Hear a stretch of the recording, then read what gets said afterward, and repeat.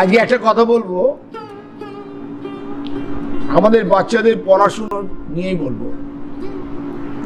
আজকে প্রত্যেক ঘরে ঘরে বাচ্চারা, ছেলে হোক আর মেয়ে হোক, পড়াশোনায় প্রচন্ডভাবে অমনোযোগী হয়ে পড়ছে। প্রচন্ড জেদ, রাগ,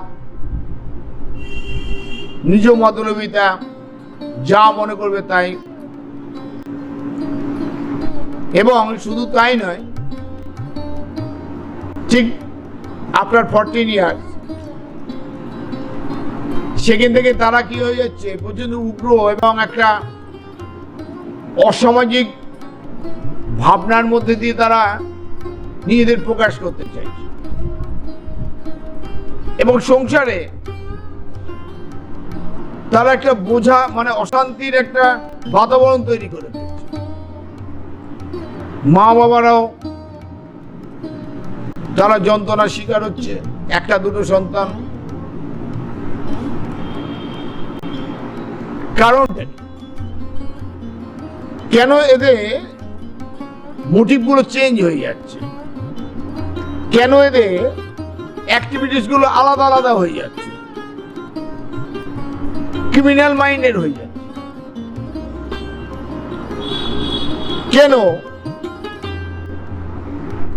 এই বাচ্চারা তারা পড়াশোনা থেকে দূরে সরে যাচ্ছে? এখন তোমরা প্রশ্ন করবে, তাহলে এই যে ফার্স্ট হচ্ছে, সেকেন্ড হচ্ছে, এই যে বড় কিছু হচ্ছে, সফটওয়্যার ইঞ্জিনিয়ার হচ্ছে।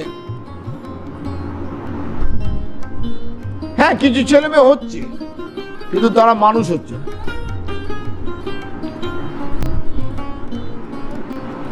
তাদের মধ্যে এই প্রভাবগুলো রয়েছে, অ্যাডামেন্ট গুলো রয়েছে, হিংস্রতা রয়েছে, ক্রিমিনাল মেন্টালিটিটা কাজ করছে তাদের।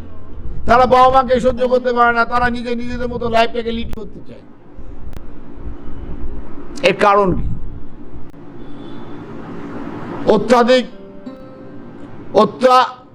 আধুনিকতার প্রভাব। আমরা যে অত্যাধিক যে আধুনিকতার যে ভোগবাদিতার সীমায় পৌঁছে গেছি, তারই প্রভাব। ঠিক তাই আমরা ছোটবেলা থেকে শিশুদের মধ্যে অভাব দিতে পারছি না, তাদের সদা সর্বদা সুখের জায়গাটা রাখতে চাইছি। আমার ক্ষমতা নেই, কিন্তু আমি সেই ক্ষমতাটা চুরি করে হোক, ডাকাতি করে হোক, যে কোনো হোক, লোক ঠকিয়ে হোক, আমি আমার সন্তানদের, আমার সংসারকে আমি ভালো রাখতে চাইছি।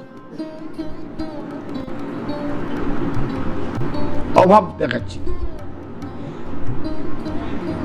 2 নম্বর, আমি ধর্মীয় ভাব, আমার এর মধ্যে কি হচ্ছে, আমি যখন এই সংগ্রাম করছি, এই সংঘর্ষের মধ্যে রয়েছি, তখন ধর্মীয় ভাব থেকে আমি সরে আসছি। ঈশ্বরকে ডাকার মতো সময় নেই, ভগবানের প্রতি বসার মতো, কাছে বসার মতো আমার সময় নেই। আর ঘরের মায়েরা, মেয়েরা, তাদের স্বপ্ন অনেক উচ্চ। সে ভাবছে আমার ঘরে কেন স্মার্ট টিভি নেই, কেন ওয়াশিং মেশিন নেই, কেন আমার ঘরে এসি নেই। তার জন্য তারাও কর্মে লিপ্ত হয়ে যাচ্ছে, স্বামীকে স্বামী বলেই মানছে। একটি প্রকৃত স্ত্রী সেই হয় যার মধ্যে ধর্মপরায়ণ হবে, স্বামীকে শ্রদ্ধা সম্মান করবে এবং তার মুখের ওপর কখনো কোনো কথা বলবে না, শ্রদ্ধার আসনে রাখবে। কারণ একটি স্ত্রীর কাছে স্বামীর সম্মানটার জন্যই সে স্ত্রী, সে সমাজে যে সম্মান পাচ্ছে সেটার জন্য সে স্বামী। যার স্বামী নেই সে বুঝে সমাজে তার জায়গা কোথায়, আর যার স্বামী আছে সে বুঝে না যে আমার জায়গাটা কোথায়।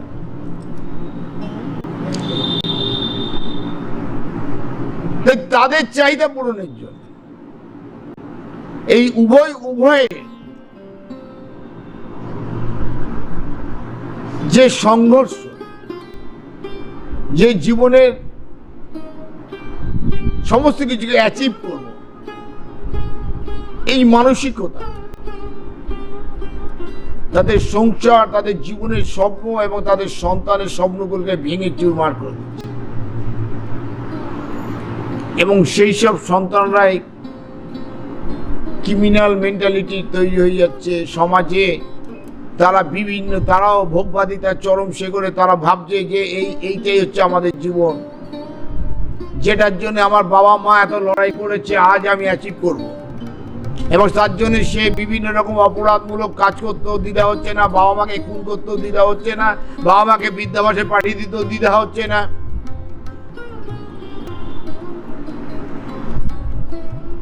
এই মনুষ্যত্বের অবক্ষয় ঘটিয়ে তারা মনুষ্য জীবসত্তার মধ্যে থেকেই সমাজকে একটা জীবত্বের পরিণত করে দিয়েছে।